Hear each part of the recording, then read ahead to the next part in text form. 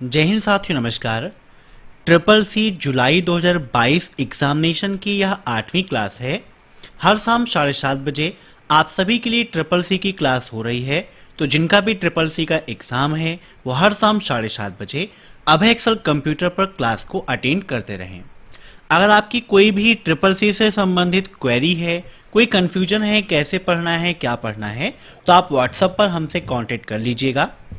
दोस्तों, previous classes को attend करने के लिए चैनल को विजिट कर लीजिए। वहां पर ट्रिपल सी एग्जाम जुलाई 2022 की प्लेलिस्ट बनी है, वहां से आप क्लास को अटेंड कर सकते हैं। साथ ही साथ ट्रिपल सी एग्जाम को देने से पहले आप सभी लोग अभय एक्सेल कंप्यूटर की ट्रिपल सी की महामैथन क्लास को देखना मत भूलिएगा, क्योंकि वह एकमात्र क्लास आप सभी को ट्रिपल सी एग्जाम में टॉप कराने में सक्षम है, तो इसे आप जरूर देखिएगा। साथ ही साथ ट्रिपल सी की बेहतर तैयारी के लिए हमने ट्रिपल सी की कंप्लीट ई बुक आप सभी के लिए बनाई है, जिसकी लिंक मैंने वीडियो के नीचे भी दे रखी है। इसके अलावा वेबसाइट abhayexcel.com को विजिट करके ई बुक पर क्लिक करके यहाँ से भी आप ई बुक्स को प्राप्त कर सकते हैं, डाउनलोड कर सकते हैं। तो ई बुक्स को डाउनलोड जरूर करिएगा। तो टाइम वेस्ट ना करते हुए चलिए शुरू करते हैं आज की ये क्लास, क्योंकि सीधी बात, नो बकवास, यही है अभय एक्सेल की class. Let's begin in this topic.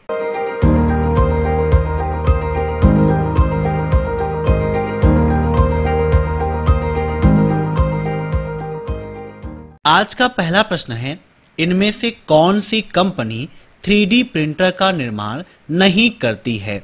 Apple, general electronic, HP। अब यहां पर देखिए एक मजेदार और same to same question with options ऐसे ही आपको एग्जाम में मिलेगा। ऐसे एग्जाम में ये पूछा भी गया था। यहां पर देखिए HP लिखा हुआ है, लेकिन यहां पर जो ऑप्शन है हिंदी का उसमें हिमाचल प्रदेश लिखा था। ठीक है ना, सेम टू सेम। ये HP आपकी वो कंपनी नहीं है जो लैपटॉप बनाती है ना, ये हिमाचल प्रदेश इसमें लिखा हुआ था। इसलिए यहां पर आपको राइट आंसर क्या टिक करना है? HP को। अन्यथा अगर हम इस सिर्फ HP को देखते तो वो भी 3D प्रिंटर्स का निर्माण करती है। ठीक है, इसलिए हम इंग्लिश और हिंदी दोनों को देख के चलेंगे। एग्जाम में भी आपको इंग्लिश और हिंदी दोनों को देखना है, तभी आंसर पर टिक करना है। अब नेक्स्ट, किस सेवा का प्रयोग इंटरनेट यूजर डोमेन नेम तथा संगठन मीन्स ऑर्गेनाइजेशन से संबंधित सूचना प्राप्त करने में किया जाता है? बताइए कौन सी ऐसी सर्विस है? IRC, WAIS, हुइज या FTP?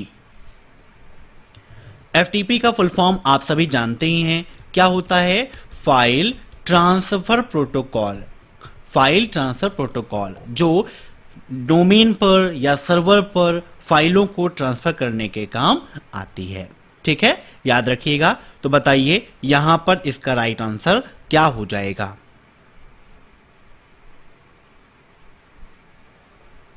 तो राइट आंसर इसका ऑप्शन थर्ड, हुइज।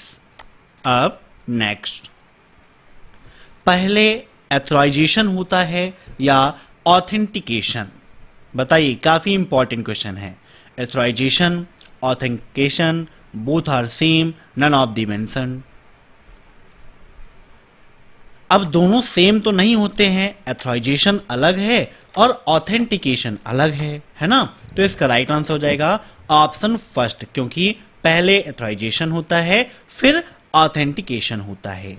अब next, founder of Byju's. Byju's के फाउंडर कौन है? बताइए। ये काफी इंपॉर्टेंट क्वेश्चन है, कई बार रिपीट हुआ है। वहां पर आपके साथ हम यही क्वेश्चन डिस्कस करते हैं जो अक्सर ट्रिपल सी एग्जाम में पूछे जा चुके हैं। ठीक है ना, सिलेक्टेड क्वेश्चन है, मोस्ट इंपॉर्टेंट। तो बैजूस क्या है? एक Indian multinational educational technology company है, जिसका हेडक्वार्टर कहां पर है? बेंगलोर में है। नोट कर लीजिएगा, इसका हेडक्वार्टर कहां है? बेंगलोर में है। और यह कब फाउंड की गई, मीन्स इसकी खोज कब हुई? तो इसकी खोज हुई थी सन 2011 में। कब हुई थी? 2011 में। और किसने किया था? बैजू रविंद्रन। ठीक है ना, बैजू रविंद्रन ने इसकी खोज की थी। इनके साथ में एक पर्सन और थी, दिव्या गोकुलनाथ। मीन्स बैजू रविंद्रन एंड दिव्या गोकुलनाथ, दोनों नाम लिख देता हूं क्योंकि हो सकता है एग्जाम में इस बार दूसरा नाम दे दे, है ना, मीन्स दिव्या गोकुलनाथ का नाम दे दे और बैजू रविंद्रन का नाम हटा दे, ऐसा भी। तो इन दोनों लोगों ने मिलकर इस कंपनी की शुरुआत की थी। ठीक है, याद रखिएगा। अब next, what is retweet? Retweet क्या है बताइए। आप में से बहुत सारे लोग ट्विटर का उपयोग करते हैं, तो बताइए रीट्वीट क्या है? Tweet on tweet, now tweet, old tweet या नन ऑफ द अबव?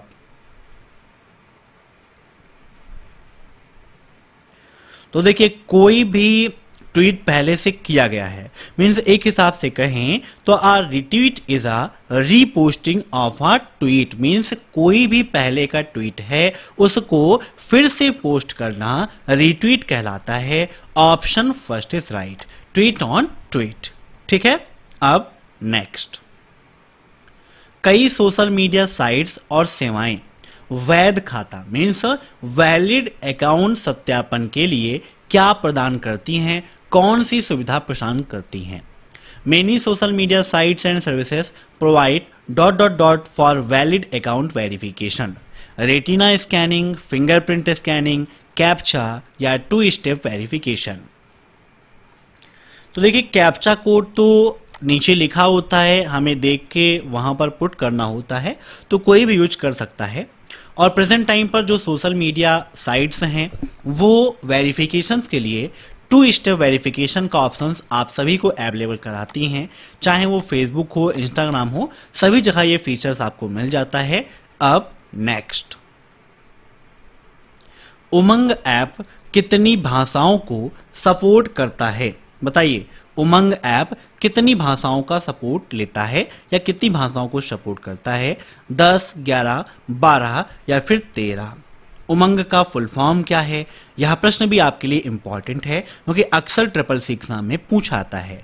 तो उमंग का full form unified mobile application for new age governance होता है। क्या होता है? The unified mobile application for new age governance. यह आपका एक मोबाइल ऐप है जो ministry of electronics and information technology द्वारा लॉन्च किया गया। किस मंत्रालय द्वारा? Ministry of electronics and information technology द्वारा उमंग ऐप को लॉन्च किया गया था।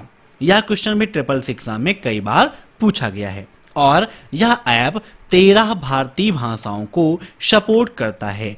Option 4 is right. उमंग कब लॉन्च हुआ? यह प्रश्न भी ट्रिपल सी एग्जाम में काफी बार पूछा गया है। तो यह आपका नवंबर 2017 में लॉन्च किया गया। कब? नवंबर 2017 में गवर्नमेंट ऑफ इंडिया के द्वारा। यह बिल्कुल आपका मुफ्त है, अर्थात इसका उपयोग करने के लिए किसी प्रकार की पेमेंट की आवश्यकता नहीं होती है। अब देखते हैं नेक्स्ट क्वेश्चन, क्या रोमिंग वाईफाई सपोर्ट करता है? बताइए, does roaming support wifi? Roaming है ना, जैसे आप सभी के फोन में फीचर मिलता है ना रोमिंग का, जैसे कि आप आउट ऑफ स्टेट जाते हैं तो वहां पर क्या हो जाता है? तुरंत रोमिंग लग जाती है ना। तो यहां पर इसका राइट आंसर क्या हो जाएगा? ऑप्शन फर्स्ट ट्रू, वाईफाई को सपोर्ट करता है। इनमें से कौन एक क्लाउड सेवा का वर्णन करता है जिसे केवल सीमित उपयोगकर्ता द्वारा ही एक्सेस किया जा सकता है? Data centre, virtualization, private cloud या पब्लिक क्लाउड?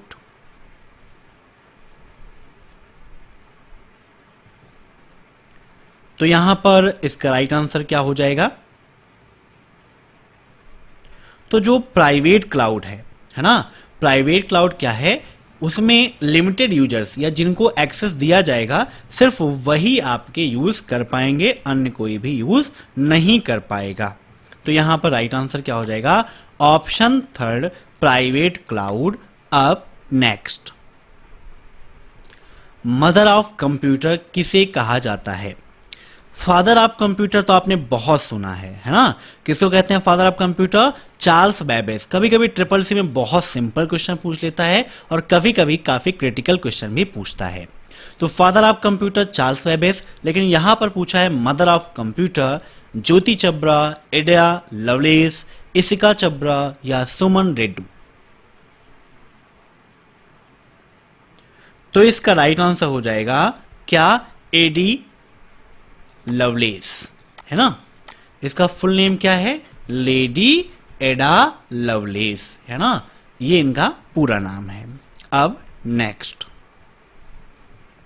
फेसबुक की किसी पोस्ट में कितने कैरेक्टर हो सकते हैं, बताइए।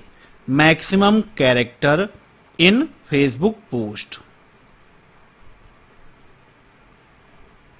फेसबुक क्या है, यह क्वेश्चन भी ट्रिपल सी एग्जाम में काफी पूछा जाता है। तो फेसबुक वर्तमान समय की सबसे फेमस सोशल नेटवर्किंग साइट है, ठीक है, याद रखिएगा। और इसमें 63,206 कैरेक्टर मैक्सिमम आप पोस्ट कर सकते हो, ठीक है। अब एक क्वेश्चन यह पूछाता है कि फेसबुक में एक बार में कितनी वीडियो या फोटो अपलोड कर सकते हैं। एक क्वेश्चन यह कि क्या फेसबुक में लाइव वीडियो स्ट्रीम कर सकते हैं, तो जी हाँ, बिल्कुल सही है, आप लाइव वीडियो स्ट्रीम कर सकते हो। एक क्वेश्चन यह पूछा था कि फेसबुक में आप अपने फ्रेंड लिस्ट में कितने लोगों को ऐड कर सकते हो, तो फेसबुक में मैक्सिमम 5,000 पर्सन्स को आप अपने फ्रेंड लिस्ट में ऐड कर सकते हो। उसके बाद जो पर्सन्स होंगे वो फॉलोवर्स के रूप में अलग से ऐड होते हैं। एक क्वेश्चन ये कि क्या फेसबुक पेज हम क्रिएट कर सकते हैं, तो बिल्कुल सही है, कोई भी व्यक्ति अपना फेसबुक पेज क्रिएट कर सकता है। फेसबुक पेज पर मल्टी एडमिन हो सकते हैं, एक व्यक्ति कई पेजों का एडमिन हो सकता है, तो बिल्कुल सही है।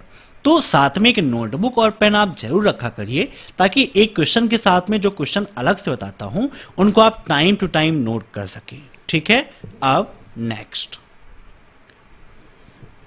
माई डॉक्यूमेंट .ods नामक फाइल निम्न में से किस में बनाई गई है, बताइए।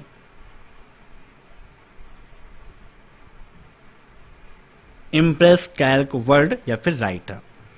अगर आपको पता होगा कि इन सभी का एक्सटेंशन क्या होता है तो आसानी से आप आंसर दे सकते हैं। देखिए .ods किसका है, कैल्क का। Option second is right. अगर हम राइटर की बात करें तो राइटर का होता है .ods, नहीं odt, है ना, राइटर odt। वर्ड का .doc, कैल्क का .ods और इम्प्रेस का .odp होता है, ठीक है, याद रखिएगा। अब नेक्स्ट, ट्रैप डूड्स क्या है, वायरस, लैंग्वेज, सिस्टम सॉफ्टवेयर या फिर ट्रांसलेटर, बताइए क्या है ये। तो यहां पर इसका राइट आंसर हो जाएगा ऑप्शन फर्स्ट। यह क्या है, एक प्रकार का वायरस है। अब नेक्स्ट, IIN में कितने डिजिट होते हैं, बताइए। IIN में कितने डिजिट होते हैं, कई बार ये क्वेश्चन आपके रिपीट हो चुका है। 4, 6, 5 या फिर 11।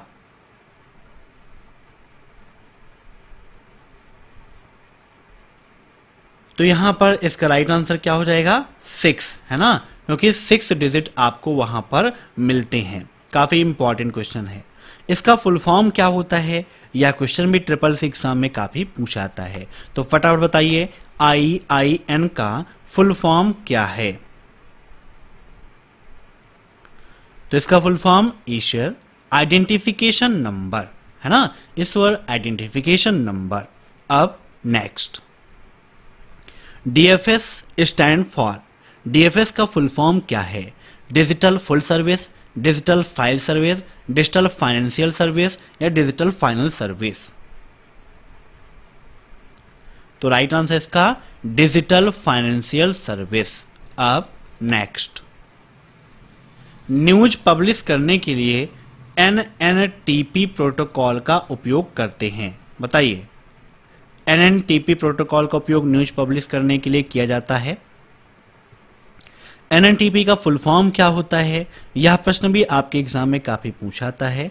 तो इसका राइट आंसर है नेटवर्क न्यूज ट्रांसफर प्रोटोकॉल। क्या होता है? Network news transfer protocol. ठीक है, ऑप्शन फर्स्ट इज राइट, ये बिल्कुल ट्रू है क्योंकि न्यूज पब्लिश करने के लिए इसका उपयोग करते हैं। अब next, the number of mission mode project under the nation e governance plan is. बताइए, नेशनल ई गवर्नेंस प्लान के अंतर्गत कितने मिशन मोड प्रोजेक्ट हैं?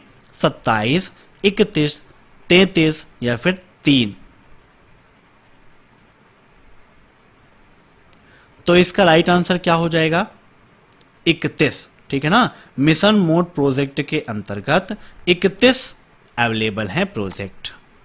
अब नेक्स्ट, भारतीय मुद्रा चिन्ह जो भी नया सिंबल है वो आधिकारिक तौर पर कब अपनाया गया? 5 मई 2010, 11 जुलाई 2010, 13 जुलाई 2010 या 15 जुलाई 2010? बताइए फटाफट। तो इसका राइट आंसर हो जाएगा 15 जुलाई 2010 को। Option fourth is right. अब नेक्स्ट, WORM, WORM का फुल फॉर्म क्या है? बताइए।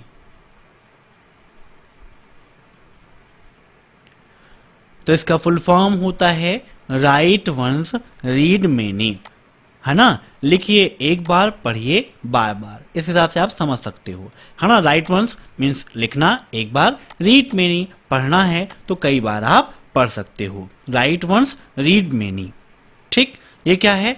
आपकी एक डेटा स्टोरेज टेक्नोलॉजी है, ठीक है ना, जो डाटा को अलाउ करती है डाटा को लिखने के लिए। ठीक है।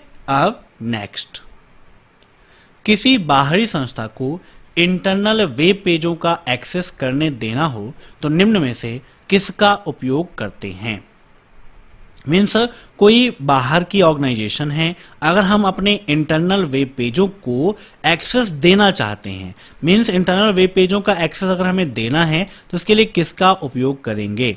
एक्स्ट्रानेट, इंटरनेट, इंट्रानेट या हैकर? भाई जब हम स्वयं से एक्सेस दे रहे हैं तो वह हैकर तो है नहीं, है ना।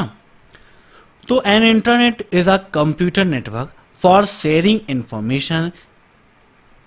तो इंटरनेट का उपयोग हम किस लिए करते हैं? इंफॉर्मेशन को शेयर करने के लिए। ठीक है, तो इसका राइट आंसर यहां पर क्या होगा? इंट्रानेट। अब नेक्स्ट, नेफ्ट में आईएफएससी की कोई आवश्यकता नहीं होती है। बताइए, क्या नेफ्ट में आईएफएससी की कोई आवश्यकता नहीं होती?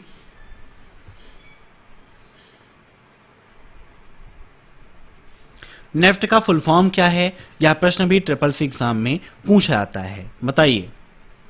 तो नेफ्ट का full form national electronic fund transfer होता है। आईएफएससी का फुल फॉर्म भी एग्जाम में पूछ लेता है। आईएफएससी का full form Indian financial system code. तो नेफ्ट में आईएफएससी की कोई आवश्यकता नहीं होती, ऐसा नहीं है, हमें आईएफएससी देना पड़ता है। और प्रेजेंट टाइम पर अब जो डेवलपमेंट है वहां पर बैंक सेलेक्ट कर लेते हैं, आईएफएससी की जरूरत वहां पर अब कम होने लगी है। तो यहां पर राइट आंसर फॉल्स। अब नेक्स्ट, किस डिवाइस का प्रयोग कंप्यूटर को टेलीफोन लाइन के साथ कनेक्ट करने के लिए किया जाता है ताकि अन्य सर्वर और साधारण उपयोगकर्ता भी जानकारी का उपयोग कर सके? बताइए, निम्न में से ऐसी कौन सी डिवाइस है जिसका प्रयोग कंप्यूटर को टेलीफोन लाइन के साथ कनेक्ट करने के लिए किया जाता है? एक क्वेश्चन डायरेक्टली यह पूछ लेता है कि निम्न में से किस नेटवर्किंग डिवाइस का उपयोग टेलीफोन लाइनों में किया जाता है? तो राइट आंसर इसका क्या हो जाएगा? बताइए। Modem, setup box, land card या यूपीएस?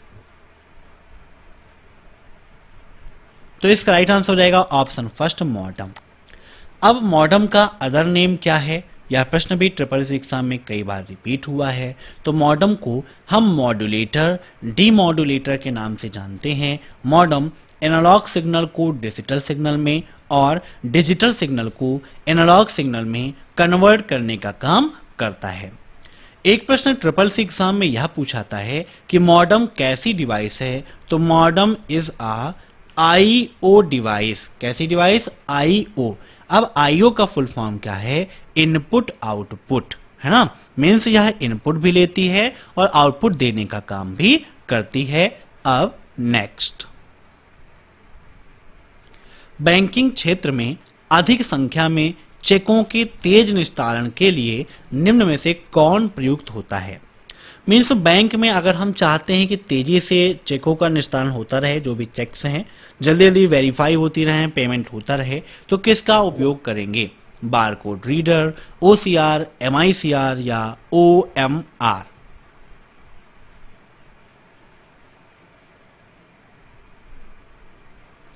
तो इसका राइट आंसर हो जाएगा ऑप्शन थर्ड, एमआईसीआर। एमआईसीआर का उपयोग करेंगे। एमआईसीआर का फुल फॉर्म क्या है? यह प्रश्न भी ट्रिपल सी एग्जाम में कई बार पूछा गया है। तो एमआईसीआर का फुल फॉर्म होता है मैग्नेटिक इंक कैरेक्टर रिकॉग्नाइजेशन। क्या होता है? Magnetic ink character recognization. OCR का full form optical character recognization. कहीं कहीं आपको ऑप्टिकल कैरेक्टर रीडर भी मिलता है। ओएमआर का फुल फॉर्म क्या होता है? ऑप्टिकल मार्क रीडर या ऑप्टिकल मार्क रिकॉग्नाइजेशन होता है। तो नोट कर लीजिएगा, इनके फुल फॉर्म्स भी आपके एग्जाम में काफी पूछे जाते हैं। अब नेक्स्ट, किसी निर्देशिका को हटाने के लिए किस डॉस कमांड का उपयोग किया जाता है? आरडी, रिमूव, डेल या फिर डिलीट? बताइए, अगर हम किसी भी डायरेक्टरी को हटाना चाहते हैं तो उसके लिए किस डॉस कमांड का उपयोग करेंगे? RD, remove, del, delete? तो इसका राइट आंसर हो जाएगा ऑप्शन फर्स्ट, आरडी। ओके। अब नेक्स्ट, निम्न में से कौन सी विधि प्रमाणीकरण की न्यूनतम सुरक्षित विधि है? की कार्ड, फिंगरप्रिंट, रेटिना पैटर्न या फिर पासवर्ड? तो इसका राइट आंसर हो जाएगा ऑप्शन फोर, पासवर्ड। ठीक है, याद रखिएगा सबसे न्यूनतम है। पासवर्ड एक कीपैड फोन में भी आपको अवेलेबल मिल जाता है। सबसे लो क्वालिटी का फोन है वहां पर भी पासवर्ड का ऑप्शन है, तो सबसे मिनिमम में है। ठीक है, सबसे न्यूनतम है, तो ये आपका राइट आंसर पासवर्ड। तो आज की क्लास में बस इतने क्वेश्चंस। आशा करता हूं कि आज की यह क्लास आपको पसंद आई होगी। अगर आपको यह क्लास पसंद आई हो तो वीडियो को लाइक जरूर कर दीजिएगा, और जिन्हें भी ई बुक्स की आवश्यकता है वेबसाइट को विजिट करके या वीडियो के नीचे जो लिंक है वहां से ई बुक को डाउनलोड करके अपनी तैयारी को बेहतर बना सकते हैं। फिर मिलते हैं नेक्स्ट क्लास में, तब तक के लिए बाय बाय।